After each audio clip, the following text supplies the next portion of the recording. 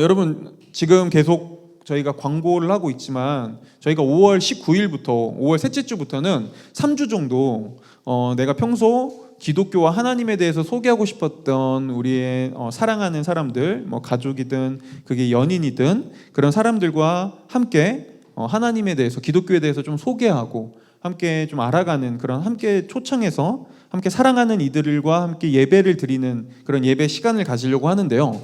5월 19일까지 보니까 한 3주 정도 남았더라고요. 그래서 제가 이 3주 동안 여러분들과 무엇을 가지고 좀 말씀을 나누면 좋을까 생각을 하다가 성경 말씀을 다루기보다 이번에는 좀 한 주제를 3주 동안 다루면 좋겠다라고 생각을 하면서 특별히 꿈, 우리가 다른 말로 하면 비전, 소명이라고 부르는 거에 대해서 좀 얘기를 해야 되겠다라고 결정을 했습니다. 왜냐하면 우리 대부분이 다 우리는 청년이잖아요. 누구보다 이 꿈, 소명, 비전에 대해서 사실 여러분들이 고민하고 있을 것 같아요. 직업을 가지고 있어도요. 여러분들이 지금 어떤 일을 하고 있어도 여러분들 아마 이런 생각 한 번쯤은 했을 것 같아요. 정말 이제 이렇게 살면 되는 건가? 그냥 이 일을 하고 사는 행복할까? 아니면 내가 전에 원해서 이 일을 시작했는데, 아니면 내가 취업해서 이 직업을 가지면 행복할 거라고 생각했는데 왜 그러지 않지? 나에게 맞는 삶을 뭐지? 나는 어떻게 살아야 하지? 여러분, 사실 이게 소명에 대한 이야기죠. 그래서 우리는 앞으로 소명을 말하다라는 주제로 총 3번에 걸쳐서 성경이 말하는 소명이 무엇인지에 대해서 좀 얘기하려고 하는데요. 오늘은 그 시작으로 소명을 찾기 위한 첫걸음에 대해서 좀 얘기하려고 해요. 그러니까 소명을 찾기 위해서 우리에게 가장 먼저 우리가 알아야 되는 게 무엇인가?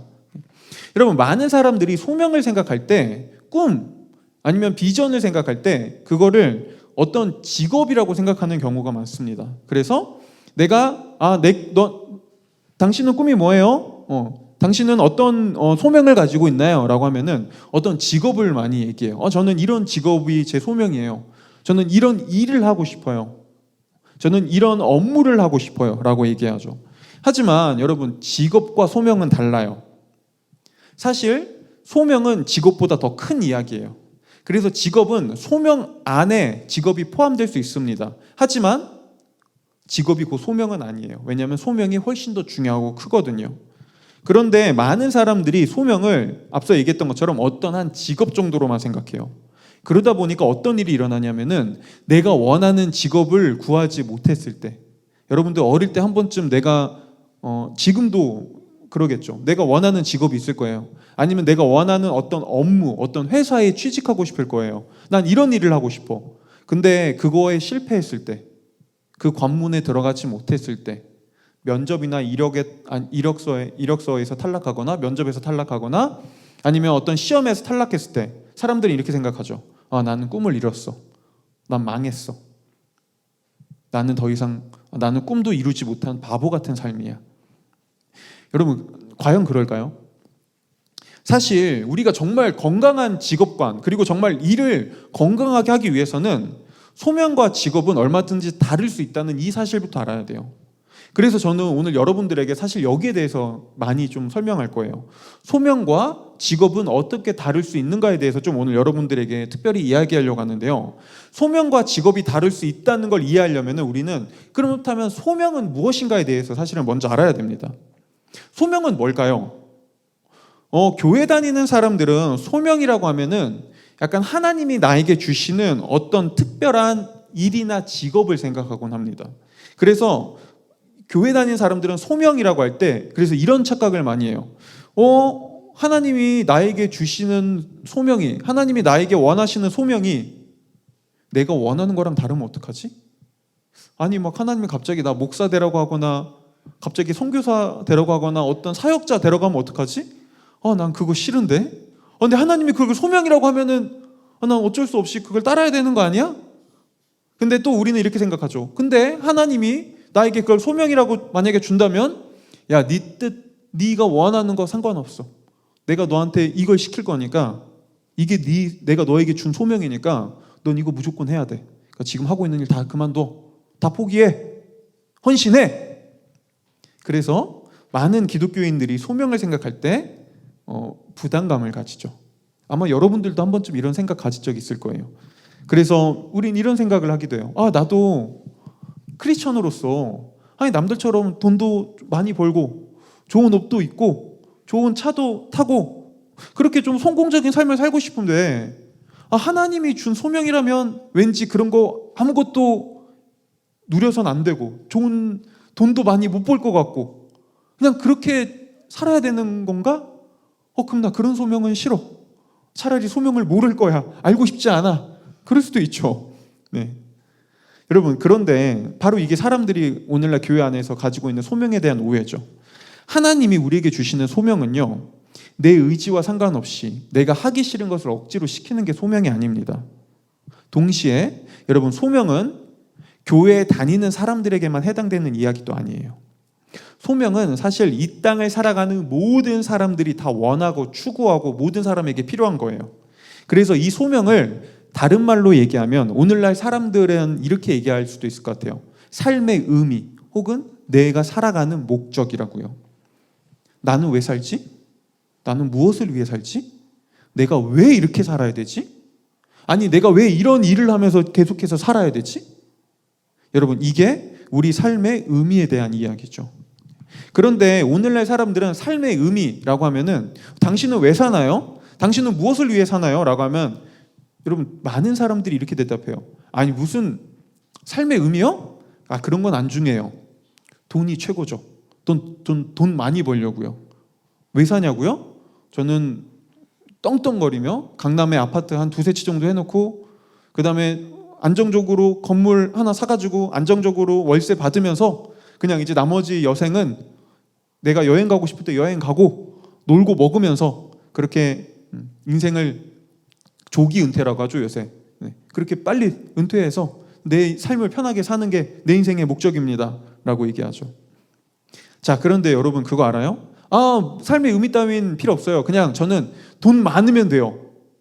그게 삶의 의미예요. 돈을 많이 버는 걸 삶의 의미로 두는 거죠.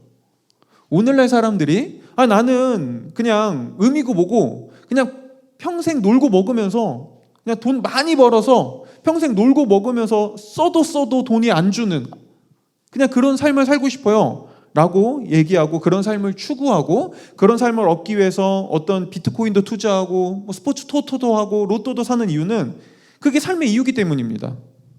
그래서 많은 사람들이 어떤 이런 인생 한 방을 노리고 살아가죠. 그런데 만약 그게 정말 이루어지면요, 우리 주변에서 쉽게 볼 수는 없지만 정말 놀랍게도 종종 세상 말로 얘기하는 운대가 터져서 인생 한 방의 역전을 얻은 사람들이 있어요. 사업이 성공하든 투자가 성공하든 로또가 되든 비트코인이 대박나든 인생 한 방을 이룬 사람들은 어딘가 존재합니다. 그렇다면 여러분, 그 사람들 다 아무것도 안 하고 아무 일도 안 하고 놀고 먹으면서 살까요? 아무런 의미 없이요? 그때부터는 더 이상 의미가 사라질까요? 어떨 것 같으세요? 여러분들에게 만약 그런 일이 닥치면 어떨 것 같으세요? 좋을 것 같죠, 일단. 저도 좋을 것 같아요. 일단 당장 그 다음은 생각 안 할 것 같긴 해요. 그런데 사실 사람은 내가 무언가를 얻었을 때, 인생의 한 방의 역전을 얻었을 때 그 다음에 또 다른 의미를 만들어냅니다. 그리고 그 또 다른 의미를 쫓으며 살아가죠. 왜요? 사람들은 아무런 의미도 없이 살아갈 수 없거든요. 아무리 돈이 많아도 사람들은 내면에 어떤 갈망을, 또 다른 갈망을 가지고 그것을 채우길 원하거든요. 여러분, 우리 한번 생각해 볼까요? 정직하게. 여러분들 왜 돈 많이 벌고 싶죠? 한번 이렇게 생각해 볼까요? 여러분들이 돈이 많은데 그 돈으로 아무것도 할 수 없다면요? 돈이 정말 많아요. 근데 내가 만약에 감옥에 갔어요. 그래서 그 돈으로 아무것도 할 수 없다면요? 그래도 여러분 그렇게 돈 많이 벌고 싶은가요? 왜 우리가 돈을 많이 벌고 싶어 하죠? 사람들은 단순히 돈을 원하는 게 아니에요. 오늘날 우리가 살아가는 세상에서 돈이 내가 원하는 갈망을 채워주기 때문에 돈을 얻는 거죠. 돈으로 내가 원하는 갈망을 살 수 있기 때문에 우리는 많은 돈을 원하는 겁니다. 뭘 보여주죠? 사람들은 단순히 돈을 원하는 게 아니라 어떤 내 갈망을 채우기를 원해요. 그러면 우리가 돈이 많으면 그 갈망을 다 채울 수 있을까요? 모든 걸 만족할 수 있을까요? 만약 우리가 돈으로 모든 갈망을 채울 수 있다면 우리 한번 생각해 보자고요.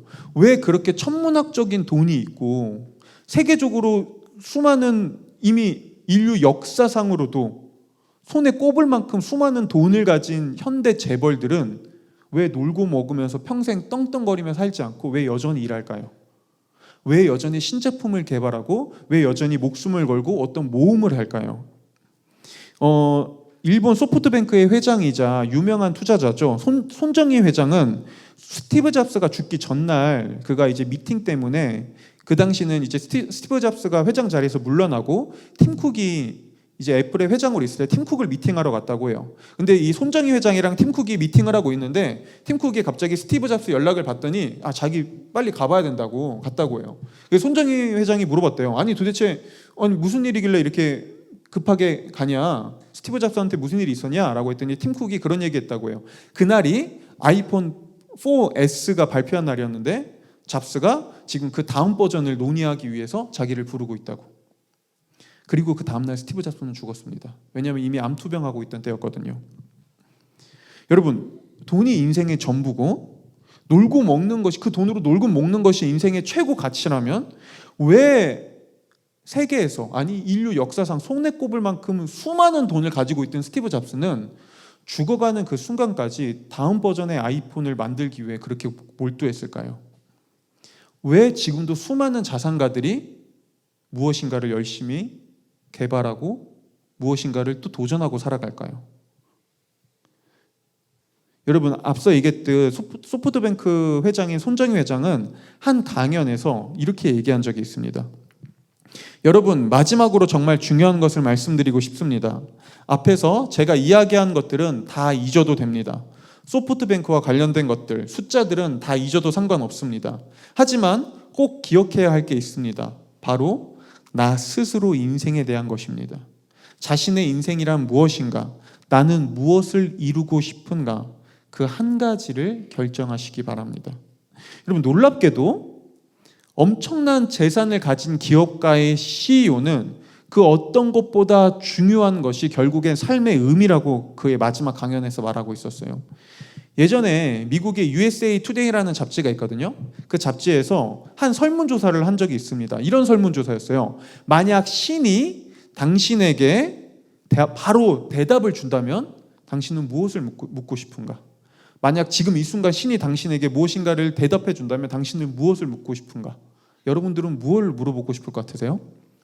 아마 한국 사람들이라면 로또 번호, 그렇죠? 이런 거 물어보겠죠. 그렇죠? 아니면 스포츠 승무패, 그래서 그거 어떻게 투자하고 어디가 땅값이 오를까요? 이런 거 물어보겠죠. 그렇죠? 근데 미국 사람들은 1위가 이거였다고 해요. 내 인생의 목적은 무엇인가? 네. 그리고 이 설문조사에서 알 수 있듯이 사실 사람들은 내 인생의 의미와 목적을 알기 원합니다. 왜 그렇죠? 적어도 내가 왜 살아가야 되는지를 안다면 내가 많은 돈이 없어도 지금 당장 좋은 형편에 있지 않아도 좋은 차를 타지 못해도 내가 그럼에도 불구하고 왜 살아야 되는지 내 인생의 목적과 의미를 안다면 우리는 돈을 뛰어넘는 어떤 위로와 살아가야 하는 이유를 발견할 수 있거든요. 미국에서 리더십 상을 받은 리더십 강사이자 제가 전에도 한번 말씀드렸던 청년의 시간이라는 책을 쓴 폴소는 자신의 경험을 두고 이야기했어요. 이거 제가 전에 얘기했던 거거든요. 거기서 조금 더 얘기해 줄게요. 인내는 결실을 맺었다. 모두 부러워할 만한 세계 최대 항공우주 기업의 인턴으로 들어갔고 후에 정직원이 되었다. 그 정도면 성공했다고 자부했다. 향후 5년, 10년, 15년을 위한 인생 계획도 세웠다. 완벽한 청사진이 완성되었고 모든 것이 완벽해 보였다. 하지만 만사가 척척 진행되고 있는데 행복하지 않았다. 어느 날 문득 거울을 보니 예전에 활기찬 청년이 아닌 허무의 바다를 떠다니는 시체가 보였다. 날마다 죽지 못해 살았고 일은 지루한 고욕으로 느껴졌다. 나는 이 좌절감의 끝에서 인생에 대한 불편한 질문들을 마주했다. 이렇게 되려고 열심히 노력했나? 나는 왜 여기 있지? 내가 하는 일이 과연 하나님께도 중요할까? 내 인생의 소명과 목적은 무엇이지? 진정한 성공의 의미는 무엇이지? 그러던 중 내 심정을 정확히 대변해주는 한 글을 발견했다. 이런 글이었다. 평생 성공의 사다리를 기어올라 결국 꼭대기에 오른다 해도 그 사다리가 엉뚱한 벽에 기대어 있을 수 있다. 그때 나는 내가 원하지 않는 삶을 살기 위해 열심히 살고 있다는 것을 깨달았다. 보세요. 여러분, 기독교인이 아닌 손정희 회장도 그리고 기독교인인 폴손도 같은 말을 하고 있습니다. 세상에 돈보다 더 중요한 게 있다. 여가를 즐기고 여행을 떠나는 인생이 즐겁고 잠시는 좋을지 모르지만 그것이 인생의 의미는 될 수 없다. 우리 인생엔 그것보다 그것을 뛰어넘을 수 있는 더 중요한 것이 필요하다. 둘 다 똑같은 얘기를 하고 있었어요. 그런데 그거 아시나요? 성경도 이와 매우 비슷한 이야기를 해줍니다. 성경에서 성경 역사상 수많은 돈과 명예와 부를 이뤘던 전도서의 저자는 전도서 12장 8절에서 자신이 살아왔던 삶을 두고 결국엔 이렇게 얘기합니다. 12장 8절에서요. 헛되고 헛되도다. 모든 것이 헛되도다. 여러분, 이게 평생 수많은 돈과 여가와 여행과 부와 권력을 가졌던 사람의 자신의 마지막 인생을 향한 정리였어요. 이 말을 오늘날로 표현하면 이런 말 같아요. 내가 평생 남들이 부러워할 만한 부를 얻고 명예를 이루고 수많은 즐거움을 쫓고 그것을 경험했지만 결국엔 다 아니었다. 인생은 그것만으로는 채워지지 않는다. 우리에겐 그것을 뛰어넘을 다른 무엇인가가 필요하다. 여러분 보세요. 이게 우리 모두에게 소명이 필요한 이유입니다. 소명은 단순히 기독교인에게만 해당되는 게 아니라요. 이 땅을 살아가는 모든 사람들에게 필요하고 그 다음에 모든 사람들은 여기에 대한 문제를 가지고 있습니다. 그렇다면 우리가 이 다음에 할 수 있는 질문은 이거예요. 네, 돈 중요한데 그렇군요. 맞아요. 돈보다 더 중요한 게 세상에 있다는 걸 저도 인정해요. 그것을 돈을 뛰어넘을 수 있는 그런 것이 있다면 저도 조금 더 나은 인생을 살 수 있을 것 같아요. 그렇다면 그 돈을 뛰어넘는 그 소명을 어떻게 찾을 수 있죠? 어떻게 발견할 수 있죠? 그런데 여러분, 사실 내 삶의 의미를 어떻게 찾을 수 있나요? 라는 질문은 올바른 질문이 아니에요. 여러분, 유명한 격언 중에서 이런 말이 있습니다. 올바른 질문이 올바른 답을 가져다 준다. 여러분, 인생의 의미를 어떻게 찾을 수 있냐라는 질문보다 우리가 올바른 질문을 하기 위해서, 올바른 답을 얻기 위해서는요, 이 질문을 해야 돼요. 인생의 의미를 우리는 어디서 찾을 수 있는가? 왜냐하면 여러분, 의미는 하나님과의 관계에서 나오거든요. 의미는 관계에서부터 나옵니다. 의미를 다른 말로 하면 이런 거죠. 나는 어떤 목적을 가지고 존재하는가? 그리고 이거를 다른 말로 하면 이와도 같아요. 나는 어떤 의도를 가지고 태어났는가? 나는 어떤 의도를 가지고 태어났는가? 그런데 여러분, 의도가 없인 목적이 없죠. 우리가 아무 생각 없이 버리는 쓰레기, 그 다음에 매일 쏟아내는 배설물, 종종 뱉는 침, 그런 것들은 아무런 목적이 없어요. 왜요? 우리 의도 없이 그냥 그런 것들을 뱉으니까요. 의도 없이 쏟아내니까요. 여러분, 이건 우연도 마찬가지입니다. 모든 것은 그저 우연에 불과하다는 말은 우리가 세상에 존재하는 의도는 없다는 말과도 같고요. 이 말은 곧 나에게 목적과 의미 같은 건 없다는 말과도 같습니다. 아무리 만약 내가 내 스스로에게 의미를 부여한다고 해보자고요. 나는 내 인생의 의미는 예를 들어 저는 목사니까 내 인생의 의미는 한 5,000명 정도 되는 너무 꿈이 작다. 그래요. 의미를 좀 더 크게 키웁시다. 한 5만 명 정도 되는 교회 목사가 되는 거야. 라고 제가 제 인생의 의미를 막 부여한다고 해봅시다. 네. 나는 내 의미는 5만 명 정도 되는 교회를 운영하고 그 다음에 유명한 축구팀의 감독이 돼서 축구 감독을 견임하며 구단을 운영하는 게 내 삶의 의미야. 라고 제가 스스로에게 부여해서 생각한다고 해보자고요. 보세요. 웃잖아요. 왜 웃어요? 내가 부여하는 의미는 사실은 크게 그거는 허황된 걸 수도 있거든요. 그거는 정말 올바르고 객관적이고 절대적이라고 말할 수 없거든요. 여러분, 어찌 보면 내가 부여하는 의미는 정신 승리일 수도 있거든요. 다음 웹툰, 제가 웹툰을 이렇게 잘 보는데 웹툰 중에서 예전에 리세터라는 웹툰이 있어요. 근데 안 보셔도 돼요. 재미는 없어요. 근데 대충 내용이 이런 거예요. 어떤 만화 주인공이 있는데 죽을 때마다 그 영혼이 다른 사람의 몸속에 들어가서 다시 태어나요. 근데 다른 사람의 몸속에 들어갈 때마다 항상 가장 불행한 사람의 몸으로 들어가요.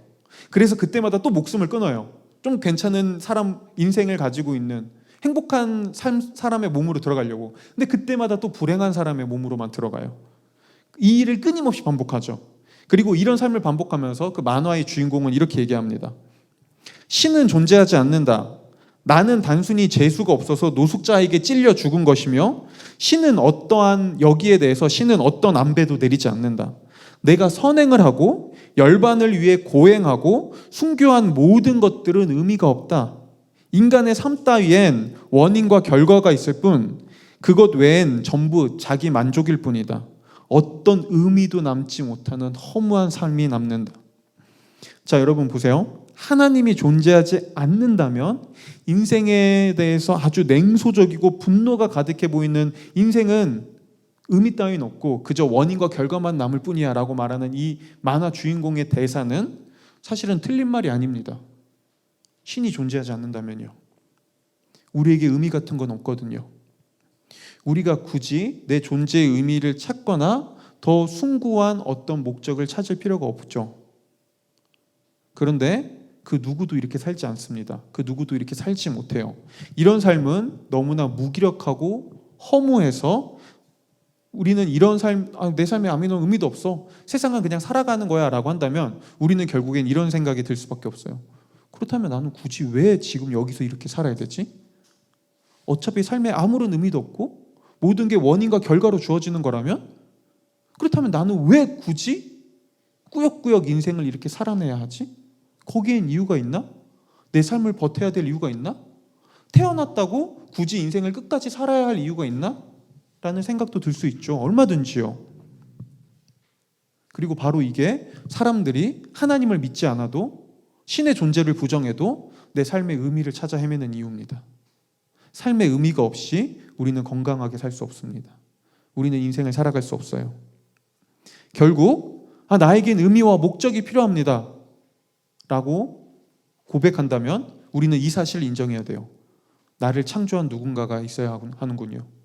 저는 어떤 분명한 의도와 목적을 가지고 창조된 존재군요 라는 걸 인정해야 하죠. 그리고 바로 이게 우리가 소명을 찾기 위해서 소명을 어떻게 찾을 수 있나요? 라고 질문하기 전에 소명을 어디서 찾아야 하나요? 라고 질문해야 되는 이유예요. 그리고 성경은 바로 여기에 대해서 얘기해 주죠. 여러분, 성경은 우리가 삶의 의미를 어떻게 찾을 수 있는가에 대해서는 구체적으로 잘 말해주지 않아요. 대신 성경은 여기에 대해서 얘기해 줍니다. 우리가 인생의 의미와 목적을 어디서 찾고 발견할 수 있는가.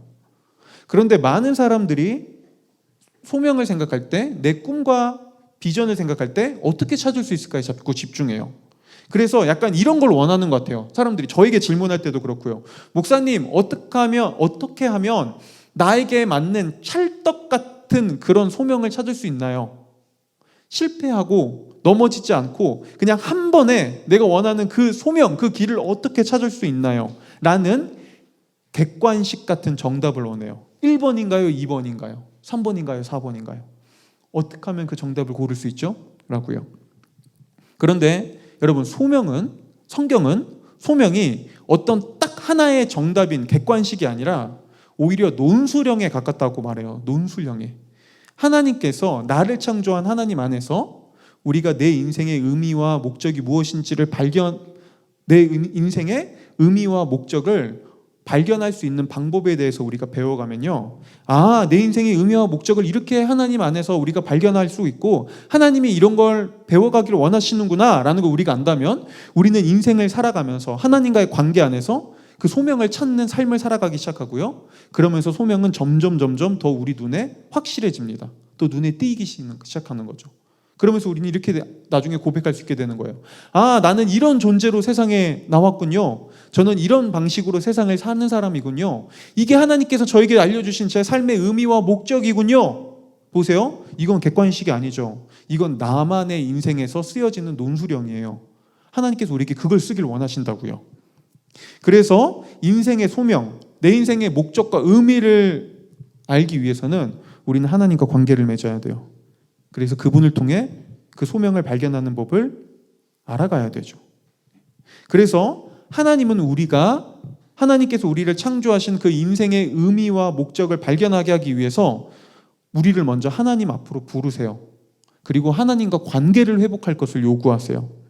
오늘 우리가 읽은 성경에서 예수님이 베드로를 부르신 이유가 바로 여기에 있습니다.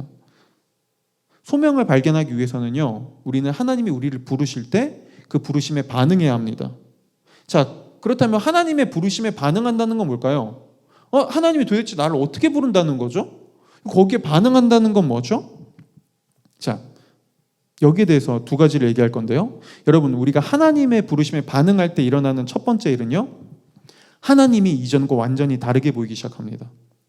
그리고 하나님이 이전과 완전히 다르게 보이기 시작할 때 두 번째로 우리에게 일어나는 일은 나 자신이 다르게 보이기 시작합니다. 오늘 성경에서 베드로는 예수님을 향해서 이렇게 고백합니다. 누가복음 5장 8절이요. 예수님을 만난 베드로가 이렇게 고백해요. 5장 8절 한번 읽어볼게요. 한번 읽어보겠습니다. 시작.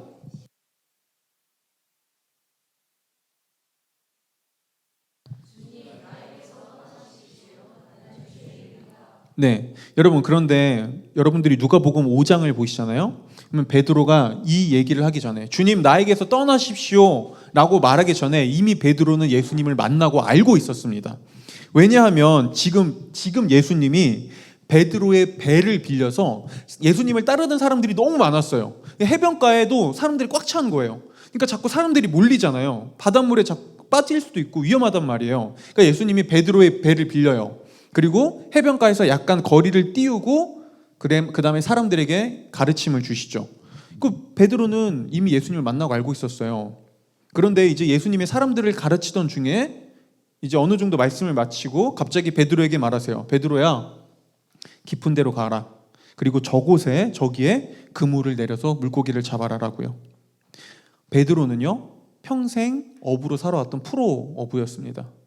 그는 그게 평생 직업이었어요. 그리고 베드로는 지금 예수님의 이 말씀이 얼마나 터무니없고 말도 안 되는 얘기인지 잘 알고 있었어요. 심지어 예수님은 어부도 아니었어요. 목수였죠. 예수님은 물고기를 잡아본 적이 없어요. 베드로는 이때 예수님께 충분히 이렇게 얘기할 수 있었습니다. 선생님, 지금 시간이 몇 시인 줄 아시나요? 지금 저는 종종 낚시하는데 낚시해서 물고기가 잡히는 시간을 피딩 타임이라고 해요. 예수님, 지금 피딩 타임 지났습니다. 물고기 잡을 시간 지났습니다. 이 시간에 물고기 절대 안 잡힙니다. 제가 전문가입니다. 저 평생 이거 하고 살아왔습니다 라고 말할 수 있었어요. 근데 오늘 베드로가 어떡하죠? 이렇게 대답합니다. 5장 5절에서요. 시몬이 대답하였다. 선생님, 우리가 밤새도록 애를 썼으나 아무것도 잡지 못했습니다. 그러나 선생님의 말을 따라 그물을 내리겠습니다. 왜 베드로는 프로 어부면서 왜 목수이신 한 30대 청년의 이야기를 귀를 기울이고 거기에 그 말을 따랐을까요? 이유는 하나예요. 베드로는 예수님이 자신의 배에서 사람들을 가르치는 그 이야기를 통해 이분은 좀 다른 분이다. 이분은 뭔가가 있다. 이분의 가르침은 내가 지금까지 들어왔던 것과는 다르다라는 걸 알고 있었거든요. 보세요. 하지만 그렇다고 베드로는 지금 예수님을 특별한 분으로 바라보고 있지는 않았습니다. 그렇다고 베드로가 예수님을 완전히 다르게 바라본 건 아니었어요. 어떻게 알 수 있냐면요, 아직까지 베드로는 예수님을 향해 선생님이라고 합니다. 선생님이라고 해요. 그는 예수님의 가르침을 통해 이분은 좀 내가 지금까지 들어왔던 선생님들과 달라, 이분은 조금 더 특별해 정도만 알고 있었어요. 하지만 여전히 그에게 예수님은 선생님이었어요. 그런데 예수님이 말한 대로 그물을 내리고 그곳에서 엄청난 물고기가 잡히자 베드로에게 예수님이 다른 분으로 보이기 시작합니다. 그가 예수님이 다른 존재라는 걸 깨닫기 시작해요. 그래서 8절을 다시 보면요, 8절에서 베드로는 예수님께 무릎 앞에 엎드려서 뭐라고 얘기하죠? 주님이라고 불러요. 뭐죠? 예수님을 이전과 완전히 다르게 바라보기 시작한 거예요. 진짜 예수님을 만난 거죠. 여러분, 오늘날에도 교회에 다니는 많은 사람들이 하나님에 대해서 압니다. 어릴 때부터 교회에 다니면서 하나님에 대해 수없이 많이 들어와서 그분이 우리를 위해 어떤 일을 했고, 그분이 세상을 창조하셨고, 그분이 우리의 아버지고, 그분이 아들을 보내셨고, 예수님이 나를 위해 죽으셨다는 수많은 정보에 대해서 압니다. 하나님에 대해서 알아요. 정보를 알아요. 근데 진짜 하나님을 알지 못해요. 그건 다른 거거든요. 진짜 하나님을 안다는 건 여러분, 하나님을 좋은 교사나 좋은 선생님 정도로 여기는 게 아니라 나의 주님으로 믿고 인정하는 거예요. 여러분, 이 둘은 완전히 달라요. 어떻게 다르냐면요, 만약 우리가, 여러분들이 아무리 교회를 오래 다녔어도 하나님을 나의 좋은 교사나 좋은 선생님으로 여긴다면 우리는 하나님께 이렇게 말할 겁니다. 하나님, 제가 원하는 꿈이 있습니다. 제가 원하는 직업이 있습니다. 제가 원하는 저의 비전이 있습니다. 이거 들어주세요. 이거 도와주세요. 이거 하게 해주세요. 이거 꼭 그렇게 해주셔야만 합니다라고 기도할 거예요. 여러분들 어떻게 기도했는지 모르겠어요. 근데 아마 이렇게 많은 부분 기도하신 분들도 있을 거예요. 저도 그랬고요. 그런데 만약 우리가 하나님을 나의 주님으로 여긴다면 우리의 기도는 이렇게 달라지기 시작할 거예요. 하나님, 저는 저에게 무엇이 옳고 무엇이 맞는 길인지 모릅니다. 그것은 오직 저의 주님이신 주님만이, 하나님만이 알고 계십니다. 그러니 제게 알려주십시오. 제게 발견하게 해주십시오. 제게 보여주십시오. 이걸 다른 말로 하면 이와 같습니다. 주님, 저는 연약하고 무지한 죄인입니다. 보세요. 바로 이게 하나님을 우리가 단순히 좋은 교사나 종교적인 신, 그 다음에 지식적으로 아는 것을 넘어 진짜 하나님으로 만날 때 일어나는 일이에요. 우리는 진짜 하나님을 만날 때 그분 앞에 나의 연약함과 부족함을 보이기 시작하고요. 그걸 인정하고요. 그때 그분의 뜻을 묻고 따를 수 있게 돼요. 이게 오늘 베드로에게 일어난 일이었어요. 그런데 오늘의 현대 사람들은 하나님 앞에 내가 죄인이라는 사실을 인정한다는 거에 대해서 사실 그렇게 달가워하지 않아요. 자꾸 기독교는 왜 그렇게 내가 죄인이라고 그렇게 가스라이팅 하는 거예요? 왜 그렇게 자신이 연약한 죄인이라고 하면서 사람들을 그렇게 자꾸 자신의 뜻대로, 목사의 뜻대로, 어떤 종교적인 교회의 뜻대로 움직이기 위해서 자꾸 그렇게 연약하게 만드는 거죠? 결국에는 너는 죄인이니까 내 말을 따라라고 그렇게 사람들을 조종하기 위한 것 아닌가요? 라고 얘기하죠. 여러분, 성경이 말하는 죄인의 의미는 그렇게 단순하지 않습니다. 그리고 사실 하나님 앞에 내가 죄인이라고 고백하는 건 그렇게 이상한 일도 아니에요. 여러분, 우리는 살면서 종종 이런 경험들을 할 때가 있어요. 나보다 너무나 특출나고 너무나 뛰어난 팔방미인이라고 부르는 그런 사람들을 우리가 만날 때가 있어요. 종종요. 예를 들어서 만약에 제가 차은우를 만났다고 해보자고요. 자, 근데 차은우를 잠깐 본 것을 넘어서 소개를 받았어요. 인사를 했어요. 막 이야기를 나누죠. 근데 만난 적은 없지만 얼굴 보니까 성품도 너무 좋아요. 너무 바라. 막 겸손해. 그러면 저는 그 차은우를 보면서 일단 얼굴을 보면서 놀라고 감탄할 거예요. 와, 야, 사람이 이렇게 생길 수 있다니. 와, 대박이다. 하나님은 공평하지 않구나. 뭐 그런 거 생각하겠죠. 근데 여러분, 제가 차은우의 얼굴을 보면서 처음에 놀라고 감탄하고 그 다음에 어떤 일이 일어나는 줄 아나요? 거울을 보고 오징어가 한 마리 보이기 시작하겠죠. 여기 오징어가 한 마리 있네? 그러지 않겠어요? 뭐가 어떤 일이 일어나죠? 완벽에 가까운 누군가를 볼 때 우리는 처음에 감탄하고 놀라지만 동시에 나의 부족함과 연약함이 보이기 시작합니다. 이건 너무나 자연스러운 일이에요. 그렇다면 차은우만 만나도 나는 오징어구나 라고 생각하는데 온 우주에서 가장 완벽하고 가장 흠이 없고 가장 거룩하고 가장 아름다운 하나님을 만난다면요? 여러분, 그 하나님 앞에 우리가 감히 이렇게 얘기할 수 있을까요? 하나님 이런 분이시군요. 하나님 이렇게 거룩하고 이렇게 완벽한 분이시군요. 그렇다면 제가 이 정도 노력하면 하나님 만족시켜 드릴 수 있겠네요. 제가 이 정도 이렇게 열심히 하면 제가 당신께 좋은 자녀가 될 수 있겠군요. 라고 감히 할 수 있을까요? 이 말은 이런 것과 같아요. 제가 차은우를 보고 이렇게 얘기하는 거죠. 조금만 노력하면 비벼볼만 하겠는데? 좋아.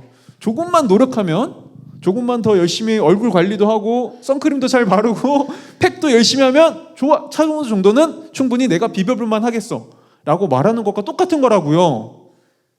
아니 얼마나 우스워요. 여러분들도 들으면서 우습잖아요. 그쵸? 근데 우리가 온 우주에서 가장 완벽하고 거룩한 하나님을 보면서 이 정도면 제가 당신께 좋은 아들이 될 수 있겠군요 라고 감히 말할 수 있겠냐고요. 보세요. 왜 오늘 베드로가 예수님을 다른 눈으로 보자 그분이 단순히 좋은 선생님이나 교사가 아니구나, 이분은 완전 다른 분이구나 라는 걸 깨닫자 왜 예수님 앞에 엎드려서 주님, 저는 죄인입니다 라고 고백했는지가 보이시나요? 예수님을 만나자 그는 자신이 어떤 존재인지 비로소 보이기 시작했어요. 자신을 완전히 새롭게 보기 시작했습니다. 내가 너무나 연약하고 부족하고 못난 죄인이라는 사실을 깨달은 거죠.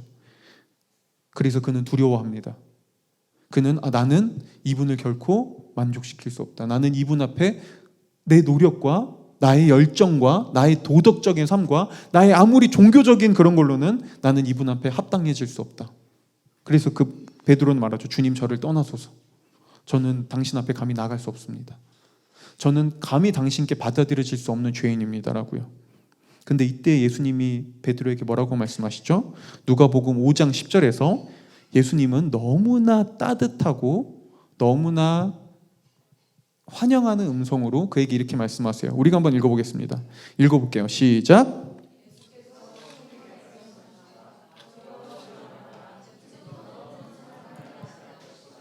네, 지금 예수님이 뭐라고 계시죠? 베드로를 가장 먼저 예수님이 하신 일은 그를 부르기 전에 베드로를 있는 그대로 받아주고 있는 그대로 사랑하고 있었어요.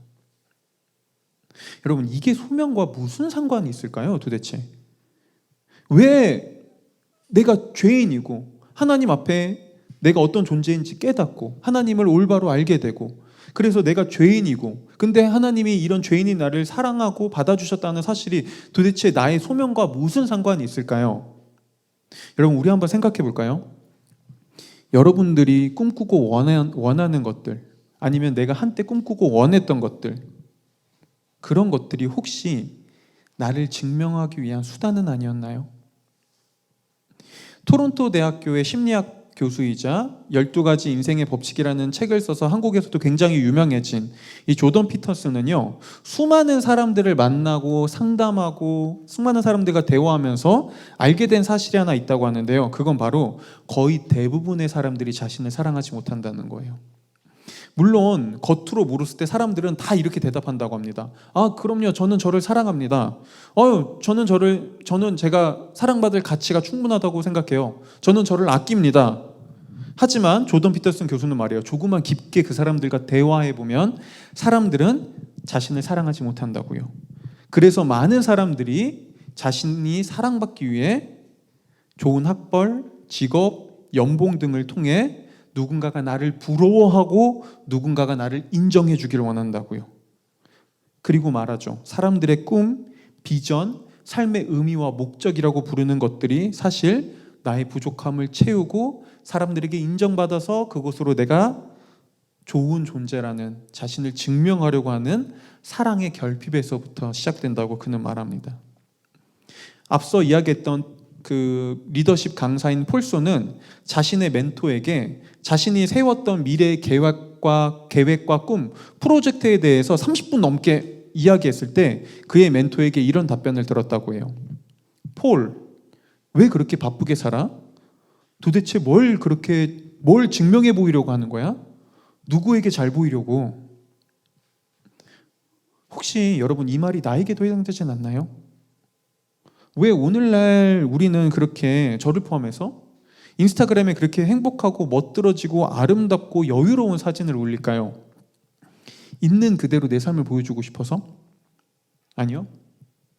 사람들이 그런 거에 반응해 줄 때 내가 괜찮은 삶을 살고 있다고 위로받고 사람들의 반응을 통해 나는 행복하다고 그렇게 위로를 얻으니까요. 그래서 오늘날 사람들은 수없이 만들어진 이미지를 갖다 붙이면서 또 만들어진 이미지를 보면서 나도 저렇게 살지 않으면 나는 불행해. 나도 저것과 하나가 되지 않으면 나는 행복하지 않아. 라고 얘기하죠. 그런 생각들을 하죠. 그리고 이거는 특히 SNS가 발달한 이후로 현대사회 사람들에게 너무나 심각한 문제가 됐습니다. 그래서 폴 앵골이라는 학자는 이걸 가지고 오늘날 현대 사람들이 안고 있는 이 문제를 강박적 비교 장애라고 말했어요. 수많은 사람들과 나 자신의 삶을 비교하면서 나도 저렇게 되지 않으면, 저렇게 살지 않으면, 저런 직업과 저런 옷과 저런 차를, 저런 집에 살지 않으면 나는 불행해 라고 생각하는 거죠.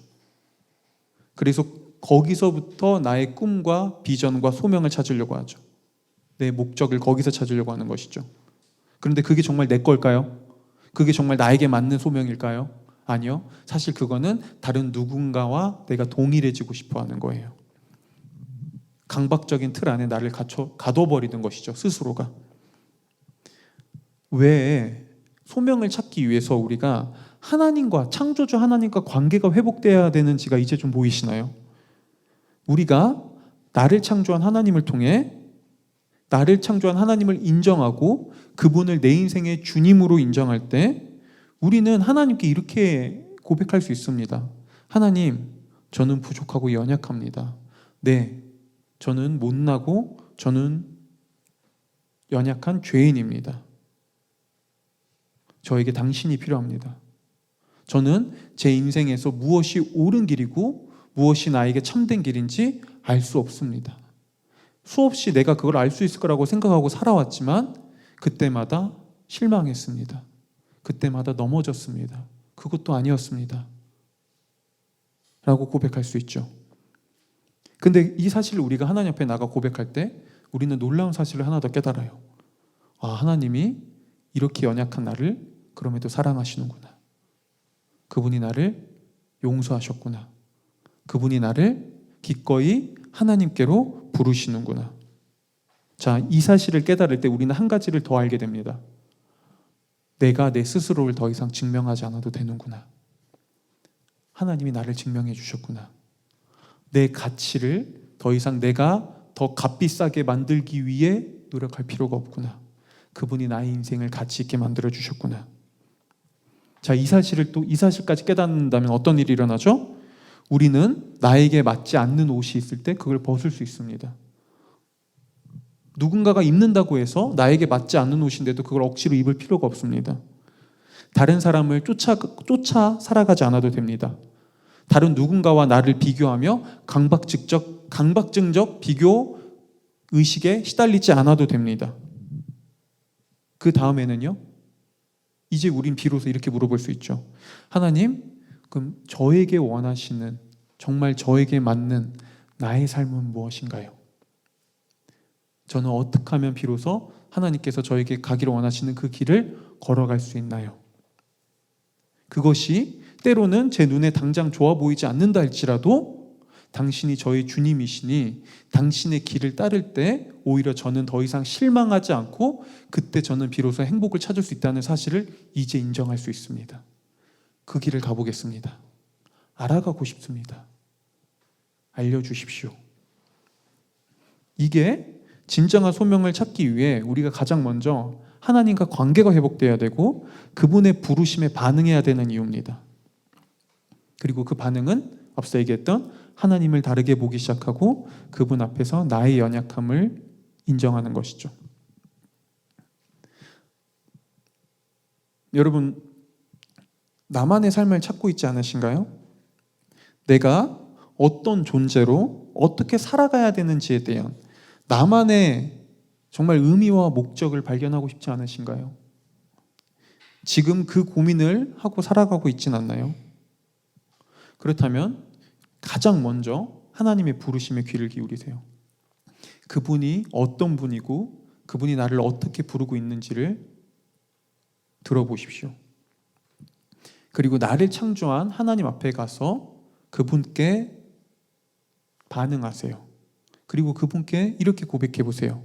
당신이 저의 주님이시니 이제 내 모든 길과 내 모든 꿈을 당신 앞에 겸허히 묻겠습니다. 주님이 나보다 나를 더 잘하십니다. 라고요. 여러분, 이게 소명을 찾기 위한 가장 첫 번째 시작, 첫 걸음입니다. 그리고 우리가 다음 주에는 이 소명을 찾기 위한 첫 걸음을 살펴봤다면 우리가 그 소명을 더 구체적으로 발견하기 위해서 어떤 장애물들을 넘어야 되는지에 대해서 이야기하도록 하겠습니다. 오늘 뭔가 강의처럼 끝나게 됐네? 끝! 네, 우리 다 같이 잠깐 기도했으면 좋겠는데요.